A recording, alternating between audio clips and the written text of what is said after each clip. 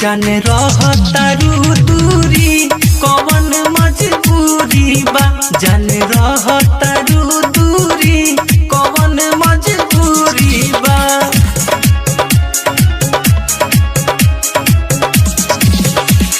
संगे खेलल बचपन के दिन कैसे भुला जइबू छोड़ी के हमके जानम बोला कहाँ जइबू। संगे खेलल बचपन के दिन कैसे भुला जइबू छोड़ी के हमके जानम बोला कहाँ जइबू। दिल देले बानी तोहके हमर का कसूरी बा हाँ दिल देले बानी तोहके हमर का कसूरी बा।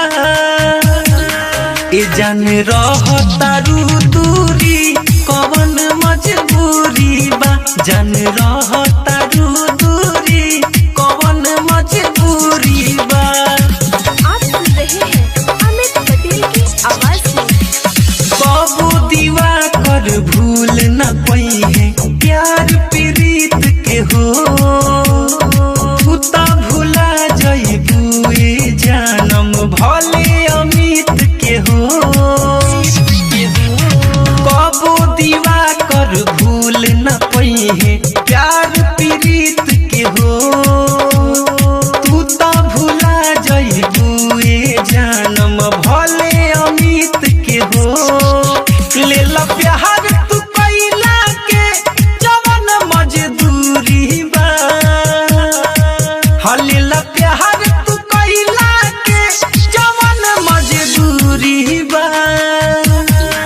ए जान रहतारू दूरी कवन मजबूरी बा जान रहतारू दूरी कवन मजबूरी बा। तू बता ना हमरा के छोड़ल का जरूरी बा तू बता ना हमरा के छोड़ल का जरूरी बा। ए जान रहतारू दूरी कवन मजबूरी बा जान रहता